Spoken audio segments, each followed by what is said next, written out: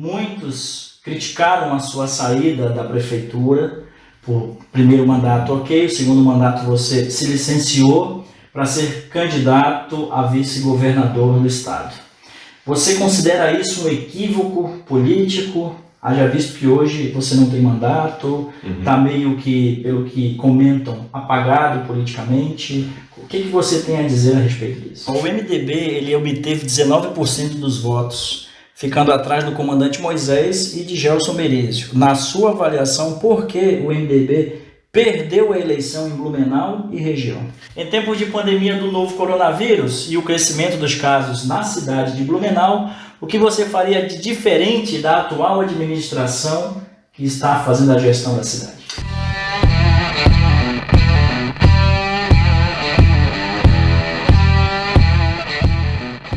Olá! Hoje eu recebo Napoleão Bernardes, advogado e ex-prefeito de Blumenau e também foi candidato a vice-governador de Santa Catarina no ano de 2018. Seja bem-vindo ao canal Valor Entrevista. Alan, é um privilégio, uma honra, um orgulho. Eu fico muito feliz em estar aqui no Valor Entrevista. Acompanho ao longo do tempo essa trajetória tão bonita, 3 anos de entrevistas relevantes que agregam valor, geram aprendizado para as pessoas. Então, estar aqui pessoalmente, eu que acompanhava e assistia as entrevistas, hoje estar aqui como entrevistado, para mim é um privilégio, uma honra muito grande. Muito obrigado. Imagina, eu que agradeço a tua atenção. Nós já tínhamos tentado algumas vezes, mas aí a agenda sempre não dava, mas hoje ele está aqui para que a gente possa fazer os nossos questionamentos. Só lembrando que o nosso vídeo tem a parceria da JL Embalagem e Revisão de Roupas, Tito Pizzaria e Delivery e Serelepe Kids, a marca da diversão. Vamos nessa? Vamos à luta! Como foi a experiência de se candidatar a vice-governador em Santa Catarina? Experiência fantástica, um grande aprendizado, fui bem recebido, muito acolhido em todas as regiões catarinenses. Eu passei a ter, e já conhecia muito, de muitas regiões do estado, mas em loco, presencialmente, na campanha, estando junto às pessoas em todos os lugares, que me permitiu uma visão muito ampla, muito estratégica a respeito de Santa Catarina. Portanto, eu só tenho gratidão aos catarinenses que acolheram de braços abertos, sempre me receberam muito bem. Na minha participação da campanha, ela sempre foi muito propositiva, foi muito leve, até no sentido da boa acolhida que a gente teve em relação às pessoas. Portanto, saí engrandecido. Eu penso que na vida existem derrotas eleitorais, que é perder a eleição, mas que acabam sendo vitórias políticas, que é de fato sair com outra visão, amadurecido. Então, embora tenha sido uma derrota eleitoral no sentido de não vencer a eleição, foi uma grande vitória política no sentido da projeção, do reconhecimento das pessoas, do reconhecimento em relação ao Estado. Portanto, a vida segue, agora na minha vida privada, profissional, mas muito feliz com essa honrosa oportunidade, até porque eu tinha 35 anos de idade, e aos 35 anos de idade ter a oportunidade de ser candidato a vice-governador de Santa Catarina, de fato é um reconhecimento e é um privilégio. Então, tudo isso nos faz seguir em frente, passo a passo, degrau a degrau, para seguir adiante na jornada. Olha só, o MDB ele obteve 19% dos votos, ficando atrás do comandante Moisés e de Gelson Merizio. Na sua avaliação, por que o MDB perdeu a eleição em Blumenau e região? Bom, essa foi uma eleição atípica, essa foi uma eleição altamente atípica, a de 2018. Nós tivemos pessoas que nunca tinham tido nenhuma participação eleitoral, ou que nas participações eleitorais que tiveram em outros momentos nunca foram bem votados, em virtude de pertencerem a um número, ao número 17 à época, aquilo acabou fazendo uma multiplicação dos votos, como antes nunca havia visto. Então, na verdade, a gente consegue raciocinar e refletir naquilo que é racional. Essa eleição ela foi totalmente atípica, então não tem como fazer uma avaliação concreta a esse respeito, porque ela realmente saiu de todos os moldes. Da minha parte, fica sempre o otimismo em relação ao presente e ao futuro, e eu sou muito esperançoso em relação ao amanhã. Então, da minha parte, continuo seguindo a jornada com o mesmo brilho no olhar, com o mesmo idealismo, e sabendo que foi um grande amadurecimento e um grande aprendizado para mim, e eu procuro seguir adiante para que a gente consiga fazer aí grandes jornadas e grandes vitórias para Santa Catarina, para o presente e para o futuro. Você que está acompanhando a nossa entrevista, não saia daí, porque nós vamos saber se o Napoleão tem vontade de 2022 entrar novamente nesse meio para governador. Então, fica ligado aí. Napoleão, em entrevista recente você disse que era um político de partido. Sendo assim, caso o seu partido atualmente é o PSD, venha compor com algum candidato envolvido em algum tipo de escândalo de corrupção. É o exemplo do tapete negro. Tal candidato contará com seu apoio pessoal?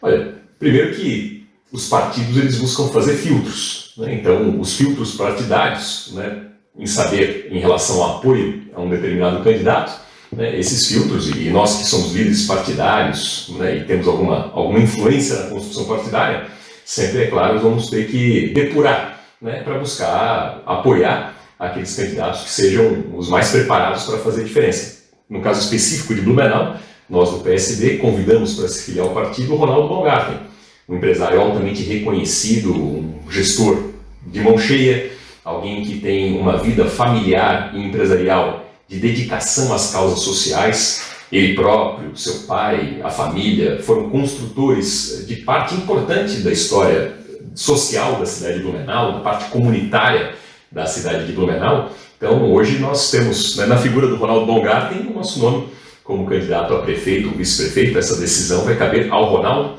né, e ao Ronaldo vai caber decidir a posição do PSD. Agora, o que a gente não pode fazer também na política é uma generalização de injustiças. Sim. Acusações, elas podem haver. O que é preciso é, na justiça e no judiciário, responder, né, e a verdade vir à tona. Né? Essa pergunta específica, né, lá em Blumenau nós tivemos essa situação, foi uma operação conhecida, mas com o ex-prefeito João Paulo, por exemplo, de todas as acusações que sofreu, foi absolvido de todas elas, sim, com reconhecimento do judiciário que a ele não cabia nenhuma responsabilidade por não ter feito nada de errado. Então, muitas vezes, uma eleição também é uma oportunidade de desfazer algumas injustiças, se for o caso. Mas no nosso caso do PSD de Blumenau, a nossa decisão é apoiar e referendar a decisão que o Ronaldo Baumgarten tomar. Como eu disse, nós pensamos na vida pública em buscar ter gente boa, gente séria, gente qualificada, gente preparada, e o Ronaldo é alguém de mão cheia para fazer essa diferença em favor de Blumenau. Então, a nossa posição é de apoio à decisão que o Ronaldo Baumgarten tomar. O teu nome teve ventilado também na Lava Jato. Ficou resolvido isso? Foi uma grande injustiça que me entristece muito, e eu sempre digo que talvez a melhor demonstração do tamanho da injustiça foi que quem pediu o arquivamento em relação ao meu nome nesse caso foi a própria Procuradora-Geral da República, Raquel Dodge. Então, quem me pediu e requereu e quem mandou arquivar não foi nem a minha defesa, não foi nem advogado de defesa, foi o Ministério Público Federal, e a chefe do Ministério Público Federal, à época, Raquel Dodge, disse: olha, né, em um ano está ventilando isso aí, né, e não há absolutamente nada vezes nada. Isso prejudicou a mim, prejudicou a minha família. Isso é uma grande tristeza, porque a vida pública a gente precisa de gente entusiasmada, gente que leve a sério, que faça com o ideal. A minha marca sempre foi uma gestão pública muito transparente, tem sido reconhecida no Brasil e até no mundo. Sim. Tive a oportunidade de ser o conferencista de abertura a convite do Banco Mundial para, lá em Washington, na sede do Banco Mundial, poder explanar para professores, gestores do mundo a respeito de transparência, fruto da nossa prática. Então é um reconhecimento que é do Brasil e é um reconhecimento que é do mundo, do próprio Banco Mundial, da sede dele em Washington, onde tive a oportunidade de ser o conferencista, né, de abertura. Então eu digo que, enfim, a minha maior carta, né, de recomendação é da Raquel Dodge, chefe do Ministério Público Federal, o próprio Ministério Público Federal reconhecendo: olha, né, não há nada o que dizer, não há nada que desabone. Nada consta. Portanto, né, vida que segue. Mas é importante dizer, há muito custo de injustiça pessoal, de dor familiar, de prejuízo até político, porque isso só foi arquivado durante a campanha de 2018. Né? O caminho poderia ser muito outro, né? E hoje a gente poderia ter tido, inclusive, resultados, né, diferentes de representação do Vale do Itajaí num contexto de governo do Estado, no Senado da República, poderia ter sido muito diferente. Né? Então aquilo realmente foi algo que me doeu muito, né? Mas, como eu disse, né, a carta de recomendação é do próprio Ministério Público, né, que reconheceu que não havia absolutamente nada, enfim, realmente uma grande injustiça e uma grande tristeza. Página virada. Pessoal, o atual prefeito, Napoleão, em Blumenau, trocou muitos dos nomes em cargo de confiança que você havia indicado. Como você avalia estas alterações? Absolutamente natural. é o prefeito que, de acordo com o seu modelo de gestão, com o seu método de gestão, tem que fazer as escolhas daqueles nomes que sejam mais compatíveis no seu modelo, da sua forma de atuar. Eu, quando renunciei à prefeitura, à época para disputar o Senado, era o projeto, né, e nós fomos até o último dia da pré-candidatura nessa caminhada, e aí no último dia o PSDB acabou alterando a rota, né, mas é algo que já está superado. Eu, quando renunciei, em virtude desse projeto de garantir ao Vale do Itajaí uma representação majoritária relevante no Senado da República, que seria muito importante e altamente estratégico para a nossa representação, e seria uma eleição possível, havia 2 vagas em disputa naquele momento, então a visão estratégica estava correta e adequada naquele caso. A visão era poder, a partir do Senado, trazer mais recursos de investimento para Santa Catarina como um todo evidente, mas para o Vale do Itajaí, que é a nossa região, de um modo bastante particular. Seria um ganho estratégico muito importante para o Vale do Itajaí. Quando eu renunciei, né, em relação ao prefeito, né, que assumiria a titularidade, o prefeito Mário, nunca houve entre nós nenhum combinado para o amanhã. Sim. Então, não fiz a ele nenhum pedido quanto a nenhum nome, né, pessoas da equipe. Por quê? Porque eu entendo que a capacidade de gestão e de escolha daquele momento é de quem está sentado na cadeira. Sim, e quem tem a responsabilidade da cadeira. Então não fazia nem sentido, né, pleitear uma situação nesse sentido, portanto ele tem toda a liberdade e encara com naturalidade. Não conversamos nem sobre questões partidárias, né? Tanto é que ele seguiu o seu caminho, eu segui o meu, sim. Então tudo certo. Sim. Outra coisa que é importante a gente abordar, além de político e estudioso, você também é radialista e professor. Como você avalia a imprensa de Santa Catarina em tempos de fake news? Eu tenho muita convicção de que o nosso modelo catarinense, temos aqui, né, enfim, desde o modelo de rádios, né, Santa Catarina e a nossa região do Vale do Itajaí é muito proeminente, né, na rádio como veículo de comunicação às vezes mais perto das pessoas, mais imediato. Aqui tem uma cultura muito forte em relação ao rádio. Eu vim de rádio e rádio é um instrumento de muita informação de utilidade pública, é o parceiro de primeira hora. Quando falta a luz, às vezes é o radinho de pilha, né, que faz o socorro de quem precisa. Então o rádio, além de uma voz amiga das pessoas, pela proximidade que tem, o rádio tem essa capacidade de ser um instrumento de utilidade pública de fato muito importante. Então eu creio muito na credibilidade de rádio e, de maneira geral, a nossa imprensa catarinense é uma imprensa, assim, muito séria, muito respeitada. Eu tenho muita tranquilidade em crer e confiar na imprensa catarinense. Mas agora, cada vez mais, com o advento da internet, né, eu digo que a internet ela é neutra. Sim. Ela é neutra em que sentido? Ela pode ser um instrumento excepcional, se bem utilizada, como pode ser um instrumento ruim, se mal utilizada. Sim. Então, nesse contexto, né, temos canais extraordinários como esse, né, temos outros que não disseminam tão boa informação assim, né, e mais criam dúvidas do que contribuem, né, na reflexão das pessoas. Então, penso que até nesse momento da popularização da internet, os veículos tradicionais voltam a ter importância. Sim. Em que sentido? Ser o filtro. Ser o filtro da credibilidade, da certeza, da segurança. A gente tem visto agora nessa situação da pandemia, por exemplo, muita gente recebe muita coisa pela internet, pelo WhatsApp, mas às vezes para e pensa, bom, isso aqui deixa eu esperar ver no jornal para ver se é por aí mesmo. Exato. Então isso tem demonstrado que a gente precisa ter um filtro. Daí a imprensa de credibilidade, séria, pode ser um filtro importante para propagar as verdades e fazer os esclarecimentos e botar os pingos nos is. Exatamente. E falou o nome de um programa muito conhecido na Jovem Pan, falando nisso, que tipo de programa tu costuma assistir? Olha, eu tô com uma filha muito pequena, tem 2 anos e meio. Peppa Pig. Também. Sou totalmente apaixonado por ela. Então, olha, e confidencio, né, em torno do público aqui, pelo Valor Entrevista, está sendo uma fase tão gostosa, né, com a pequena, e é uma fase assim extraordinária. Né, como estou fora de mandato, né, eu nos mandatos sempre tive a obrigação de estar muito ligado e antenado. Então tem me dado o direito, nesse meio tempo, né, de fazer uma curtição em relação à pequena. Então hoje estou mais afeito mesmo aí aos infantis. Mas o que eu recentemente comecei, eventualmente numa outra viagem, né, de trabalho, numa necessidade que se tenha, história dos podcasts. Sim. É um negócio que está me chamando bastante atenção.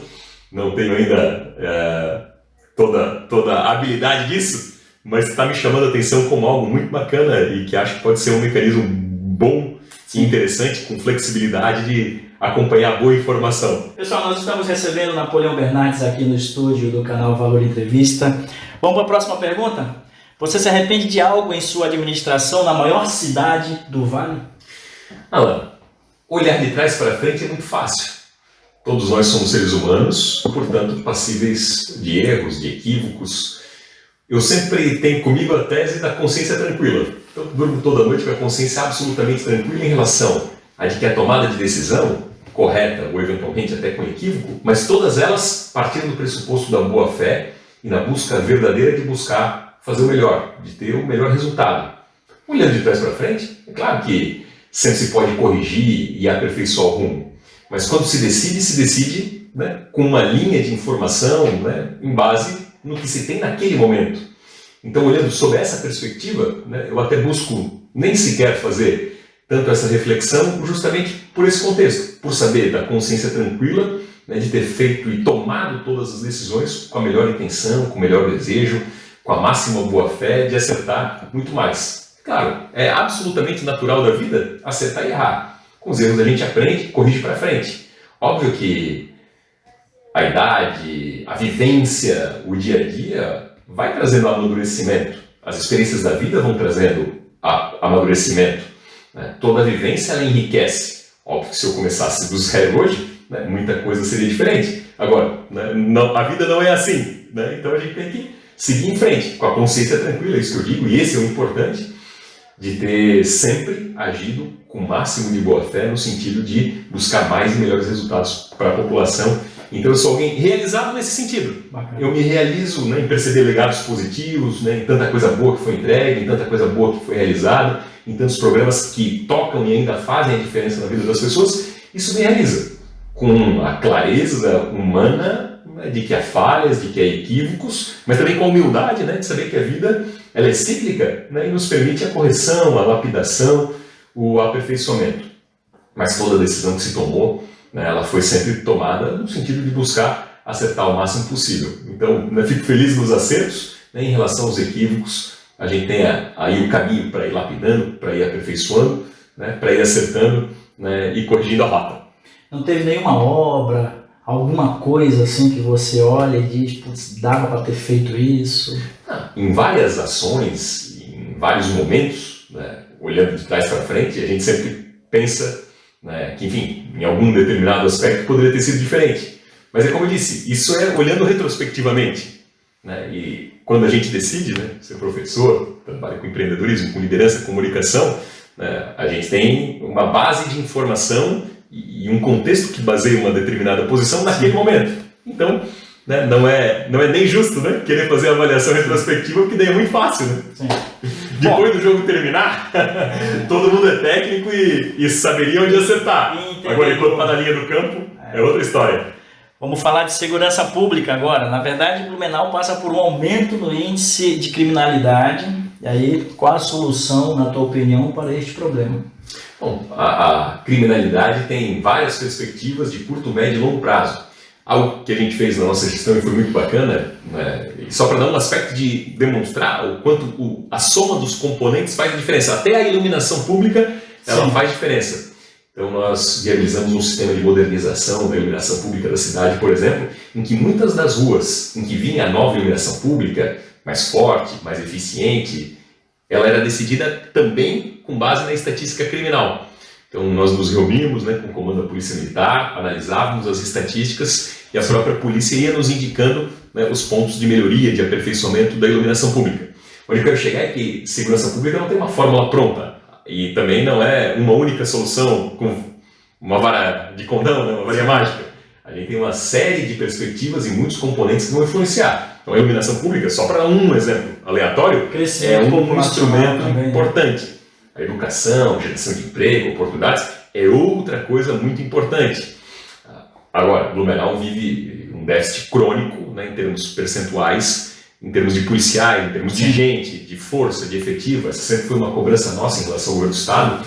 Na média proporcional, a nossa região ela sempre ficou para trás em relação às outras. Até por isso, eu defendia, como defendo, o incremento e a necessidade séria da gente incrementar a nossa representação regional na Assembleia Legislativa, na Câmara dos Deputados, no Senado, no Governo do Estado, para justamente poder fazer a cobrança daquilo que é justo. O Vale do Itajaí é a maior população de Santa Catarina. percentualmente falando. E o Vale do Itajaí também é o maior PIB, o maior produto interno bruto, a maior força econômica de Santa Catarina. Então somos os maiores em números populacionais. Se somos os maiores em termos de força de arrecadação, nós temos que ter também o número 1, uma distribuição justa. Não se cobra para cá nada que seja um privilégio, nada que seja uma vantagem. É justiça e proporcionalidade na divisão dos recursos, de efetivo e tudo que seja necessário. Sim. Pessoal, o Napoleão ele tem apenas 37 anos de idade, é pai de uma menina de 2 anos, já tem essa experiência como prefeito de uma das maiores cidades de Santa Catarina. E hoje, como vocês sabem, nós estamos passando por uma dificuldade enorme, com uma pandemia chinesa, que nem é coisa de brasileiro, mas em tempos de pandemia do novo coronavírus e o crescimento dos casos na cidade de Blumenau, o que você faria de diferente da atual administração que está fazendo a gestão da cidade? Alan, eu sou muito responsável em relação às coisas da vida pública, das coisas do interesse público. E eu vejo, nos dias de hoje, é um ano eleitoral, muita gente querendo crescer, entre aspas, na carona dos outros. E tem muita gente querendo dar pitaco, no sentido de se aproveitar eleitoralmente de uma situação. Então, passei por muitas crises, fui gestor de crises, e muitas delas bem-sucedidas. É quem está no olho do furacão, quem tem o conjunto completo das informações, que tem mais arsenal de subsídio para tomar a decisão correta. Quem está de fora, especialmente quem participou da vida pública, eu acho que ficar dando pitaco é até feio, porque às vezes é querer pegar carona num tema em que não dá para fazer demagogia, tem que ser levado muito a sério. O que eu penso é que o governo federal deveria ter centralizado mais as políticas públicas, sabendo que o Brasil é continental, você é um exemplo disso, conhece a dimensão brasileira, há muitos países dentro do Brasil, se a gente fosse olhar geograficamente, em termos populacionais. Mas a crise não é uma crise municipal, não é um problema de Gaspar, ou não é um problema de Blumenau. E o vírus não vai respeitar exatamente a barreira, a divisão do que é Gaspar do que é Blumenau, por exemplo. E isso vale para os estados brasileiros. Então, se a crise, claro, ela é mundial, mas se ela tem uma proporção nacional, deveria ter havido uma centralização de políticas públicas por parte do governo federal com mais efetividade, até para não ficar esse jogo de empurra, e de ficar criando desconfianças aí em relação àquilo que está sendo feito.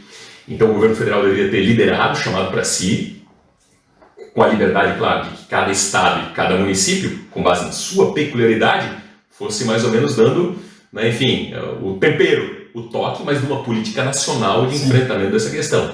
Então, penso que o governo federal deve ter batido no peito e ter sido mais proativo no sentido de chamar para si a sua responsabilidade. Como penso que para o governo do estado, agora fez a mesma coisa. Falou, não, cada município decide por si. Mas se uma cidade decide mal e outra bem, o vírus não vai respeitar isso. Exatamente. Então não tem uma barreira, não tem um muro ali. É uma coisa que se compartilha.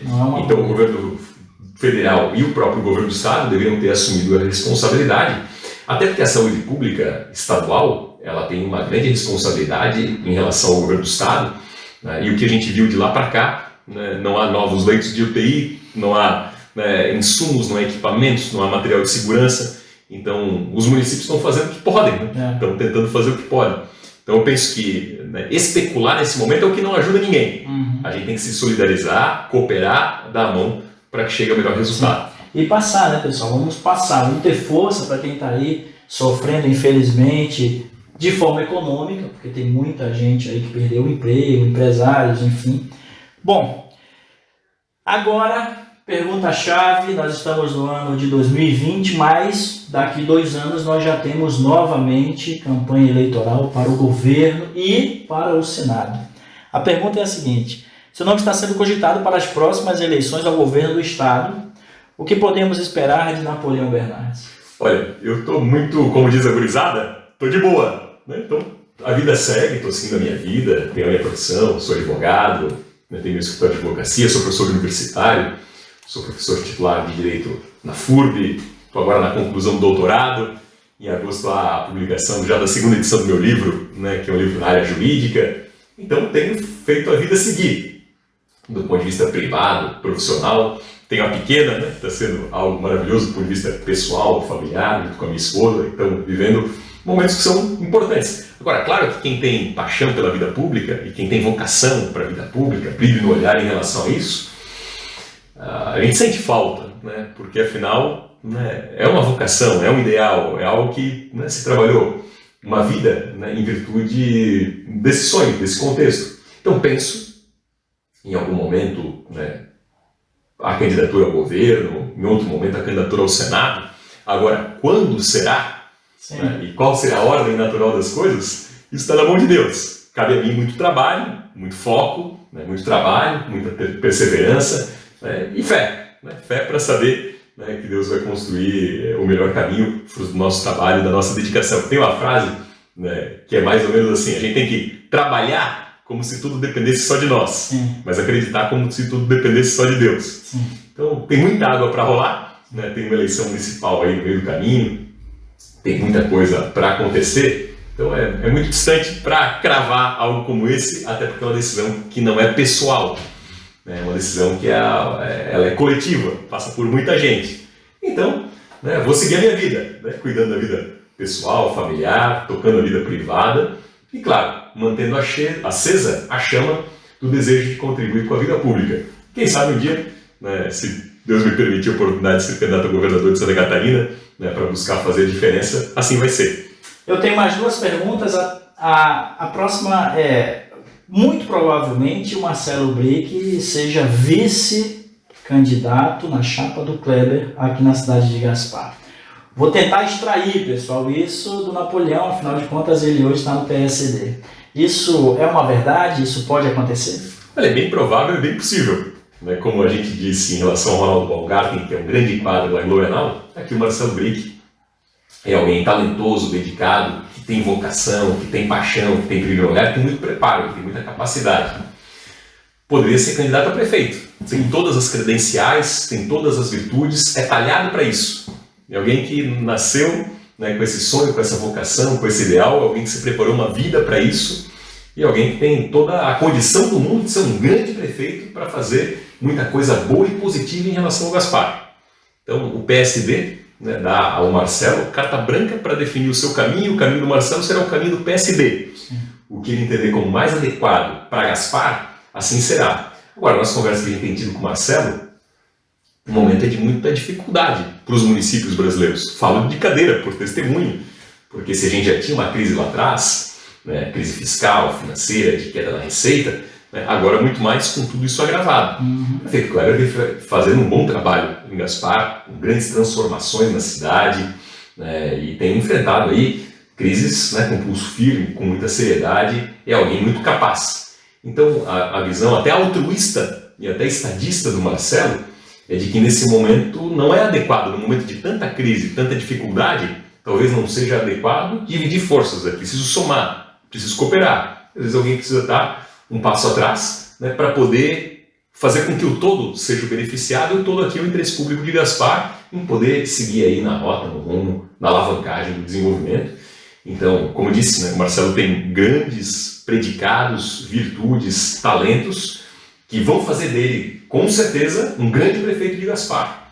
Né? Quando será? Né? Também está na mão do trabalho dele, está na mão de Deus, está no desígnio aqui da população de Gaspar. Mas que pode haver uma boa aliança inteligente para Gaspar, né, com o prefeito Kleber indo à reeleição, com o Marcelo de vice, é uma grande alternativa, seria um ganha-ganha para Gaspar, muito grande. Somar forças, cooperar para superar e sair dessas dificuldades aí da pandemia. Bom, estamos na última pergunta e ela vai agora nos retornar para a cidade de Blumenau. Muitos criticaram a sua saída da prefeitura por primeiro mandato, ok, o segundo mandato você se licenciou para ser candidato a vice-governador do estado. Você considera isso um equívoco político? Haja visto que hoje você não tem mandato, está meio que, pelo que comentam, apagado politicamente. O que você tem a dizer a respeito disso? A decisão, ela foi uma decisão compartilhada a muitas mãos, em termos assim da sociedade civil de Blumenau, das entidades organizadas. Inclusive, o próprio ato da desincompatibilização da prefeitura foi um ato que lotou o Teatro Carlos Gomes e foi, inclusive, um ato muito bonito, um ato cívico, de defesa do protagonismo, da retomada do protagonismo de Blumenau e do Vale do Itajaí, para que a gente tivesse uma representação majoritária efetiva. Então, naquele momento, aquela decisão foi muito aplaudida pela cidade, justamente com a perspectiva de que grandes desafios estavam vencidos ou sendo vencidos, né, estavam a caminho de serem vencidos, as decisões estavam encaminhadas, o recurso estava garantido, né, há um grande conjunto de obras, por exemplo, que está em realização, né, fruto, né, do trabalho anterior. Então as coisas estavam encaminhadas, seria colher os frutos daquilo. Claro, pessoalmente, como prefeito, seria maravilhoso colher os frutos daquilo e inaugurar tanta coisa que foi inaugurada e está aí para inaugurar. Mas, do ponto de vista coletivo, de representação da cidade, e aí na época a gente focava em relação ao Senado, ter uma representação majoritária seria significativo para Blumenau para trazer mais recursos para a cidade do depois de amanhã. Isso vale para a região. Então, óbvio que se trabalha para o Estado como um todo, mas falando aqui particularmente, a pergunta é sobre Blumenau e região, a gente teria, né, enfim, uma participação majoritária importante. E garantimos, de algum modo, esse protagonismo, uma candidatura a vice-governador, né, que acabou não sendo exitosa, mas se buscou o resultado, se trabalhou pelo resultado. Né? E claro que o objetivo principal era a candidatura ao Senado, que por questões partidárias acabou não acontecendo, mas de qualquer modo, né, a gente buscou entregar aquilo que se comprometeu.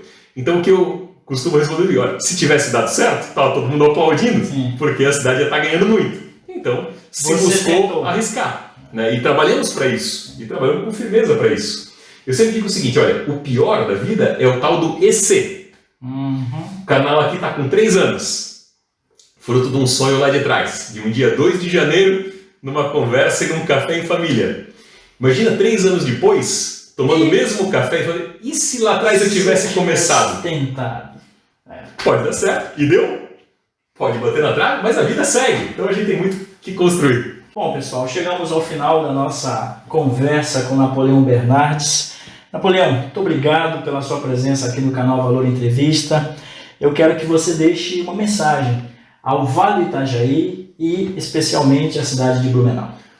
Eu que agradeço muito, estou aqui honrado, né, em poder estar no seu estúdio, fazendo a entrevista aqui para o Valor, que já entrevistou tanta gente bacana, relevante, desde as pessoas no dia a dia da comunidade, contando as suas histórias, né, os grandes personagens do empresariado e político nacional. Então me sinto muito honrado em poder estar aqui, compartilhando um pouquinho de vida, né, e transmitindo às pessoas, né, a minha gratidão pelo carinho da acolhida que sempre tenho, e dizer que a vida segue, né, hoje, claro, estou fora de mandato, né, então tenho que seguir na vida profissional, na vida privada, é o que eu tenho feito, mas com a chama acesa em relação a buscar contribuir, né, como eu puder, em relação melhor para Blumenau, para o Vale do Itajaí, para Santa Catarina, para o Brasil. Eu acredito muito na política com P maiúsculo, a política como instrumento de transformação da sociedade, em favor da sociedade, para fazer diferença.